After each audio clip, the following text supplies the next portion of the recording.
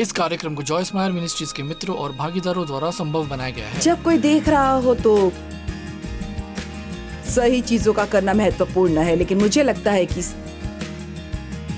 सही चीजों का करना खासकर तब महत्वपूर्ण होता है जब परमेश्वर के अलावा कोई और नहीं देख रहा हो, और वो हमेशा देख रहे हैं। वो हमेशा देख रहे हैं।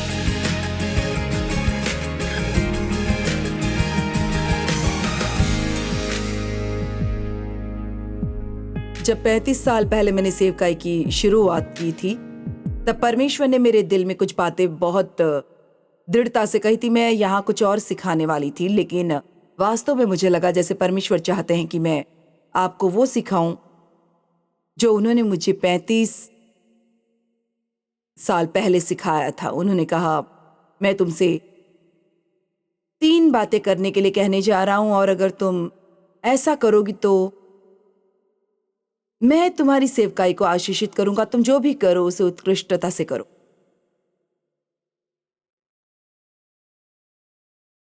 हमेशा ईमानदार बनी रहना, अपना वचन निभाना, और सेवकाई में तुम्हारे हाथों से जाने वाले धन के साथ खिलवाड़ मत करना। उन्हें मुझसे इस तरह की बात कही। उन्होंने मेरे दिल में एक बात कही कि अगर एक छोटे चर्च में तुम्हें प्रचार करने के लिए कहा है तो वो तुम्हें करना ही होगा। उस समय हम इसे कैंप मीटिंग बुलाते थे, और तुम ऐसा करने के लिए प्रतिबद्ध रहना। इसके अलावा कुछ अच्छे प्रभाव भी आएंगे, परंतु तुम्हें पहले वाले के लिए प्रतिबद्ध रहना होगा।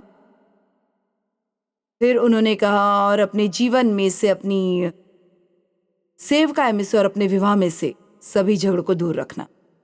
क्रोधित होकर वेदी पर आकर प्रचार कभी मत करना, क्योंकि आप देखिए, जहां पर एकता है वहीं पर आशीष और अभिषेक है। भजन संहिता 133 केवल एकता या आशीष नहीं कहता, बल्कि यहां आप अभिषेक भी पाएंगे। इसलिए आज रात उन 3 बातों में से पहले मैं उत्कृष्टता के बारे में बात करने वाली हूं, और मैं इसे उत्कृष्ट बनने का चयन कहूंगी, और मैं इसे चुनना कहूंगी, क्योंकि अगर हम उत्कृष्ट बनना नहीं चुनते तो जीवन हमेशा औसत दर्जे का होता है। औसत होना यानी आधी सफलता और आधी असफलता। और मैं कहूंगी कि आजकल हम औसत दर्जे की दुनिया में जी रहे हैं, और दिन ब दिन बदतर होते जा रहे हैं। और ये हम पर निर्भर है, ये अविश्वासियों पर निर्भर नहीं है, ये हम पर निर्भर है। विश्वासियों की हम लोगों को अनुसरण करने के लिए एक मानक तय करें। हमें उनका अनुसरण नहीं करना है, हमें एक मानक तय करना है कि वे हमारा अनुसरण करें। और हम में से कोई ऐसा है जो उसे लगता है ये काफी, आप सुन रहे हैं, हम पर्याप्त है। मेरा मतलब हम पूरी दुनिया में हैं, हम सब काफी है। अगर हर कोई सिर्फ चर्च ना जाए बल्कि अपने पूरे दिल से परमेश्वर की सेवा करने के लिए पूर्ण आत्मसमर्पण करें, और जो आप करना चाहते हैं वो ना करते हुए केवल वही करें जो आप जानते हैं कि सही है। आमीन। मैं आज सोच रही थी क्या होगा अगर हर कोई, चलिए बस इतना कहते हैं, या हर एक व्यक्ति केवल 30 दिनों के लिए प्रतिबद्धता करेगा। क्या आप जो करना चाहते हैं उसकी बजाय आप वही करेंगे जो सही है। और मैं आवश्यक रूप से पाप के बारे में बात नहीं कर रही हूं। ये पाप हो सकता है, लेकिन मैं सिर्फ वही करने के बारे में बात कर रही हूं जो पाप गलती से होते हैं। आप जानते हैं कि सही क्या है। ये एक छोटी सी बात हो सकती है, जैसे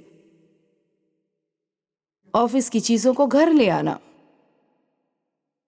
कम ऑन।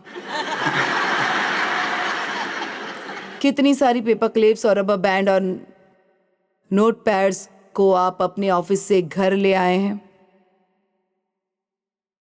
ठीक है, हम यहां से आगे बढ़ते हैं। देखिए, हमेशा ऐसा होता है जब भी हम उत्कृष्ट नहीं होते हैं तो हमारा विश्वास थोड़ा दृढ़ नहीं होता। मेरा मतलब है बस थोड़ा सा, आप जानते हैं, ये थोड़ा सा आपकी आत्मा में एक छोटे से हैंगनेल की तरह है। इसका अर्थ है नाखून के किनारे या जड़ पर ढीली लटकी हुई त्वचा का एक टुकड़ा। और जब हम इसका पालन करना सीख जाते हैं तो हम सीखेंगे कि लोग सच में उत्कृष्ट होते हैं। आप में से कितने ऐसा सोचते हैं? आप में से कितने हैं जिसको बिस्किट पसंद है? आप में से कितने लोग इसे सिर्फ इसलिए करेंगे क्योंकि आप मुझे देखना चाहते हैं? मुझे भूल चाहिए, मैं बिस्किट के बारे में बात कर रही हूँ। और फिर अगर मैं ये कहूँ कि मैंने आटे में थोड़ा सा नया पदार्थ मिलाया है, तब बस मैंने इसमें 1/3 चम्मच कुत्ते का मल मिलाया है, तो क्या?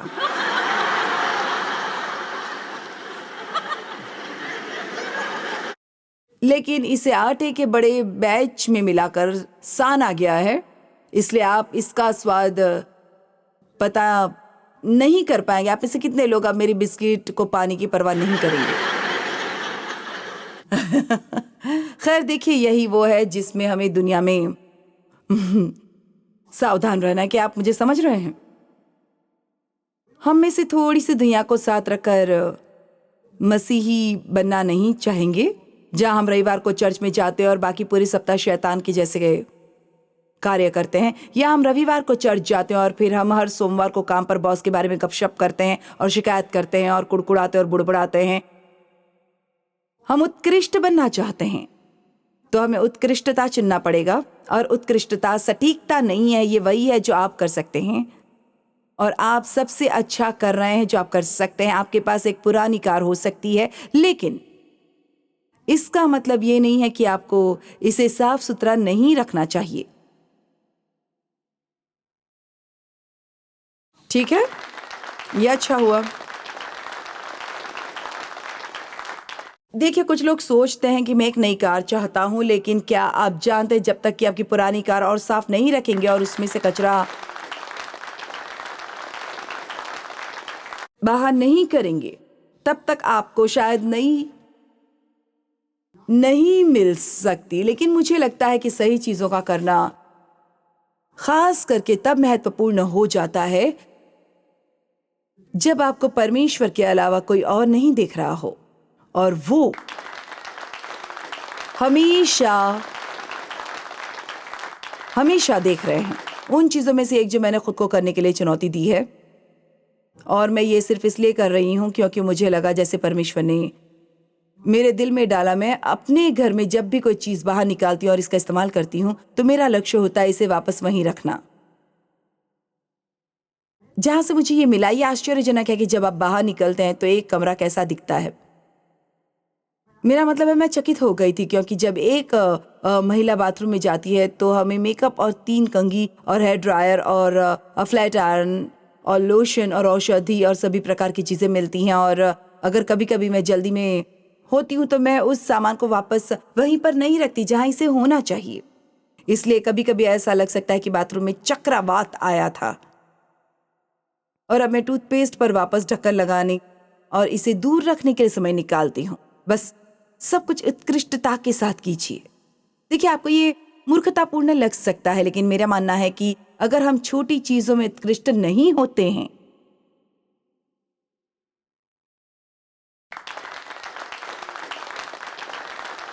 तो हम बड़ी चीजों में उत्कृष्ट बनने के आसपास कभी नहीं पहुंचेंगे। इसीलिए हमें इसे चुनना होगा। आप जानते हैं, हमारे पास ये छोटे इंस्टाग्राम पोस्ट हैं, साथ ही साथ फेसबुक पर भी है। और मेरी टीम, मैं ऐसा नहीं करती, मेरी टीम इन इंस्टाग्राम पोस्ट पर कैप्शन डालती है और ये है, इसका हमेशा कुछ न कुछ संबंध उससे होता है जो मैं सिखा रही हूँ। लेकिन ज़रूरी नहीं है कि इस शिक्षा का शीर्षक सही हो और यही हो। और मुझे ये देखने से ऐसी किक मिलती है कि कितने लोग कौन से शीर्षक देख रहे हैं। हाल ही में मेरे पास एक था, स्टडी द वर्ड, वचन का अध्ययन करें। इसे 42,000 लोगों ने डाउनलोड किया। मेरे पास एक था जिसे उन्होंने कहा, रिलैक्स एंड डू नथिंग, आराम करो और कुछ भी मत करो। और इसे 3 लाख लोगों ने डाउनलोड किया। अब क्या ये आपको बताता है कि हम कहाँ हैं? देखिए, उन्होंने स्टडी द वर्ड शब्द का अध्ययन करे शीर्षक देखा, एक चौथाई लोग केवल उसी में रुचि रखते थे। लेकिन अगर हम बैठने वालों में से हैं और कुछ नहीं करते हैं तो हर कोई इसे पसंद करेगा। मेरा बेटा दूसरी रात मेरे घर पर था, वो हमारा बच्चा है लेकिन वो 42 वर्ष का है, वो 43 वर्ष का होने वाला है। उसका स्वभाव बड़ा चंचल है और उसके पास ये देश गीत था। मुझे लगता है कि वो किसी तरह का लाइन डांस कुछ ऐसा ही था और उसने कहा चलो मॉम मेरे साथ डांस करो। मुझे नहीं पता उसने सोचा होगा कि मैं ऐसा नहीं कर सकती या ऐसा नहीं करूंगी, लेकिन मैं उठी और उसके साथ नृत्य करने की कोशिश की। ये पहला दाहिना पैर यहाँ रखना है और बायां पैर वहां, आप जानते हैं ऐसा करो ऐसा करो। और वो पूरी चीज फिल्मा रहा था और उसने इसे फेसबुक पर डाल दिया। ठीक है, अब क्या, इसके लिए आप तैयार है? हम उस 10,03,000 बार देखा गया।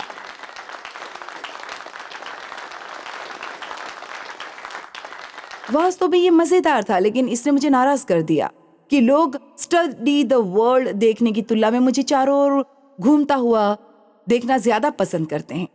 इसलिए शायद मुझे गलत पेशा मिला है, शायद मुझे डांसिंग का पेशा लेना चाहिए था। लेकिन मैंने ये आपको इसलिए बताया क्योंकि ये आपको बताता है कि लोग कहाँ हैं और इसका खास संबंध है। कभी कभी मुझे डरावना लगता है ये देखकर कि 3 लाख लोग कुछ न करते हुए सिर्फ बैठना पसंद करते हैं और केवल 42,000 लोग वचन का अध्ययन करना चाहते हैं। 2 कुरिन्थियों 5:20 में बाइबल कहती है कि 2 कुरिन्थियों 5:20 सो हम मसीह के राजदूत हैं। एक राजदूत किसी दूसरे देश का प्रतिनिधित्व होता है और पूरे 2 कुरिन्थियों 5:20 का एम्प्लीफाइड अनुवाद पसंद है क्योंकि ये कहता है हम मसीह के व्यक्तिगत प्रतिनिधित्व हैं। अब इसे समझिए, हम उनके व्यक्तिगत प्रतिनिधित्व हैं और वो इस संसार में हमारे द्वारा आग्रह करते हैं। ये अद्भुत है। तो इसका मतलब है कि मैं बाहर जाकर जो भी करता हूँ, जो करना चाहूँ वैसा नहीं कर सकता। मुझे वही करना होगा जो मुझे करने की जरूरत है। देह मजबूत है और यह आपको गलत दिशा में खींच लेगी। बाइबल गलातियों में कहती है क्योंकि शरीर आत्मा के विरोध में और आत्मा शरीर के विरोध में लालसा करती है और ये एक दूसरे के विरोधी हैं। इसलिए शैतान हमेशा हमारी देह के द्वारा कार्य करता है, जो कि आपका शरीर और प्राण का कुछ हिस्सा है जो क्रूसित नहीं हुआ है परंतु मसीह का है। और हमारी आत्मा हमारा सबसे गहरा हिस्सा है जहाँ मसीह रहते हैं। और अगर हम देह के अनुसार चलते हैं तो हम ज्यादातर समय गलत काम करेंगे। ये पाप भी नहीं हो सकता, लेकिन ये कुछ ऐसा हो सकता है जैसे आपने अपनी कार पर यीशु आपसे प्यार करते हैं वाला एक बम्पर स्टिकर लगाया और आप गति सीमा तोड़ रहे हैं। लेकिन बेहतर होगा कि आप अपनी कार से ये बम्पर स्टिकर निकाल दें, क्योंकि इसका कोई फायदा नहीं है, क्योंकि आप वो नहीं कर रहे हैं जो आप दिखावा कर रहे हैं। तो आपको ये सब नहीं करना चाहिए, इससे गलत इंप्रेशन पड़ती है। जरा ये सोचिए लोग क्या सोचेंगे जब हम खुद वो नहीं करते। आमीन। आमेन।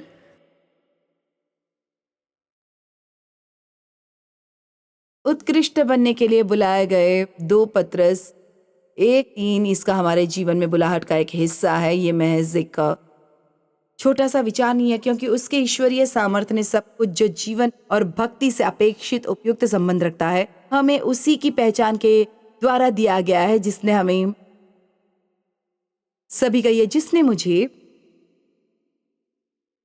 अपनी ही महिमा और नैतिकता के अनुसार बुलाया है। अब नैतिकता का अनुवाद सामर्थ्य के रूप में या दैवीय चरित्र के रूप में किया जा सकता है, लेकिन यीशु ने कहा उन्होंने नैतिकता को उनमें से बहते हुए महसूस किया और ये एक सामर्थ्य और अभिषेक था जो उनमें से बह रहा था जब उन्होंने किसी को चंगा किया था।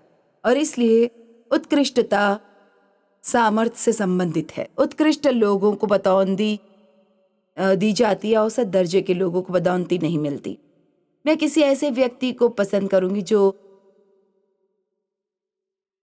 उत्कृष्ट हो और वो जो भी करता हो उत्कृष्टता से करता हो और अपने वचन का पालन करता हो, और वो जो भी करे सच में कड़ी मेहनत से करे। शायद वो गुच्छे में सबसे चमकदार बल्ब ना हो, लेकिन मैं उसे किसी ऐसे व्यक्ति की तुलना में ज्यादा पसंद करूंगी जो बहुत बुद्धिमान तो है परंतु उसके साथ चलना मुश्किल हो और वो किसी न किसी चीज के बारे में हमेशा राय रखता हो। आमीन।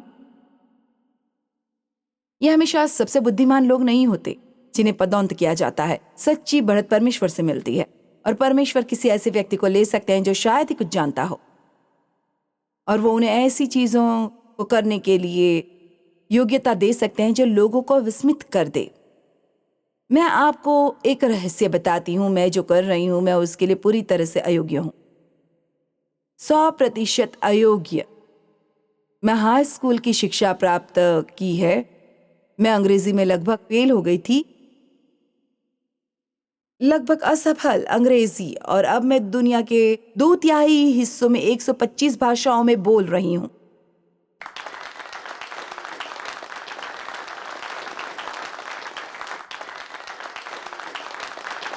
मैं हमेशा से बहुत अच्छा लिख सकती थी और मेरे शिक्षक चाहते थे कि मैं पत्रकारिता छात्रवृत्ति के लिए आवेदन करूं, लेकिन क्योंकि मेरे पिता मेरा यौन शोषण कर रहे थे इसलिए मैं बस इतना करना चाहती थी कि मैं घर से दूर चली जाऊं और नौकरी पालूं। इसलिए मुझे पत्रकारिता स्कूल में जाने का मौका नहीं मिला, लेकिन परमेश्वर का अभिषेक मुझ पर आया और मैंने 150 किताबें लिखी हैं। तो मैं ये सब डींग मारने के लिए नहीं कह रही हूँ, मैं आपको ये बताने की कोशिश कर रही हूँ कि ये नहीं है कि आप कितने बुद्धिमान हैं या आपके पास कितनी डिग्रियां हैं।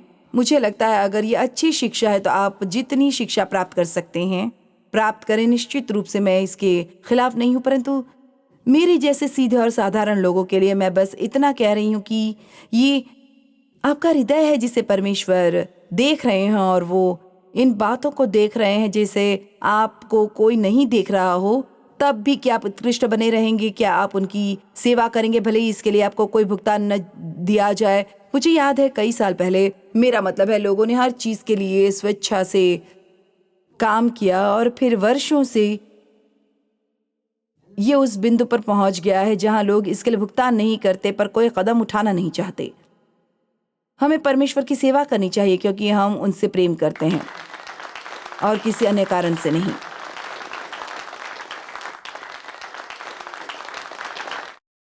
आज रात मुझे इस संदेश की जरूरत है, मुझे उम्मीद है कि आपको भी होगी। एक उत्कृष्ट व्यक्ति आवश्यकताओं से अधिक होता है, वो हमेशा अतिरिक्त मील जाते हैं, वे ऊपर की ओर जाते हैं और वे हमेशा पर्याप्त से अधिक करते हैं, वे हमेशा बेहतर काम करते हैं। जॉन मैक्सवेल ने कहा है कि उनका एक लक्ष्य है, वो जब भी बोलने जाते हैं तो उन्हें हमेशा अपेक्षा से अधिक करना है। मुझे ये पसंद है। हमें उत्कृष्टता से चलने के लिए बुलाया गया है। अब हम जानते हैं कि सबसे उत्कृष्ट चीज प्रेम है। 1 कुरिन्थियों 12:31 कहता है, परंतु सच्चाई से और उत्साहपूर्वक महानतम सर्वश्रेष्ठ वरदान तथा पसंदीदा अनुग्रह की इच्छा करो और इसे विकसित करो। फिर भी मैं तुमको और भी उत्कृष्ट तरीका दिखाता हूं जो कि अब तक का बेहतर है और उनमें से सबसे ऊंचा है, प्रेम। इसलिए हर किसी के पास प्रेम पर कुछ किताबें और शिक्षाएं होनी चाहिए। उन सभी चीजों के कारण जिनका हम अध्ययन करते हैं, हमें प्रेम का अध्ययन करना चाहिए। हमें 1 कुरिन्थियों 13 का 1 से 8 देखने की आवश्यकता है और इन वचनों को अलग करके हमें खुद को पूछना चाहिए, क्या मैं धैर्यवान हूं? क्या मैं दयालु हूं? क्या मैं नम्र हूं? क्या मैं अपने सही होने का अधिकार छोड़ने के लिए तैयार हूं? क्या मैं किसी पर क्रोधित हूं? मैं किसी को कितनी जल्दी माफ कर देता हूं? क्या मैं मार्मिक हूं? क्या मैं आसानी से नाराज हो जाता हूं? क्या मैं हमेशा उत्तम होने पर यकीन करता हूं? हमें इस बारे में गंभीर होना जरूरी है। यीशु ने कहा है, मैं तुम्हें एक नई आज्ञा देता हूं, मैं तुम्हें एक नई आज्ञा देता हूं। एक मैं तुम्हें एक नई आज्ञा देता हूं कि एक दूसरे से प्रेम रखो, जैसा मैंने तुझसे प्रेम रखा है वैसा ही तुम भी एक दूसरे से प्रेम रखो। यदि आपस में प्रेम रखोगे तो इसी से सब जानेंगे कि तुम मेरे चेले। और ज्यादातर हर संदेश में मैं उन लोगों को क्षमा करने के महत्व के बारे में बात करती हूँ जिन्होंने आपको चोट पहुंचाई है। और मुझे लगता है कि मैं इसे जारी रखूंगी, क्योंकि आजकल दुनिया में ज्यादा से ज्यादा गुस्से वाले लोग हैं जितना मैंने कभी नहीं देखा। और क्या आप जानते, बाइबल मत्ती 24 में कहती है, जो अंत के समय के संकेतों के बारे में एक अध्याय है, कि अंत के दिनों में देश में अधर्म और अराजकता के बढ़ जाने से बहुतों का प्रेम, ये हम हैं, ठंडा पड़ जाएगा। और देखिए, शैतान को ये पसंद है। इसका कारण है, आपको बताती हूं, आत्मिक युद्ध का उच्चतम रूप है red hot on fire love. ये प्यार पर आधारित सबसे कम बिकने वाली किताब है जो मेरे पास कभी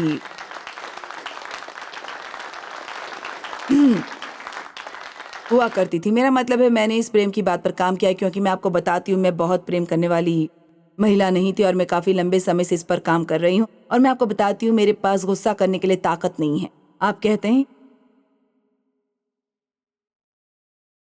जिस व्यक्ति ने मुझे चोट पहुंचाई है वो माफी के लायक नहीं है। ठीक है, वो नहीं है, लेकिन आप शांति के लायक हैं। आमीन। अगर आप किसी पर क्रोधित हैं तो कृपया कृपया कृपया आप वही कीजिए जो एम्प्लीफाइड बाइबल कहती है, इसे छोड़ दो, इसे जाने दो, इसे निकाल दो।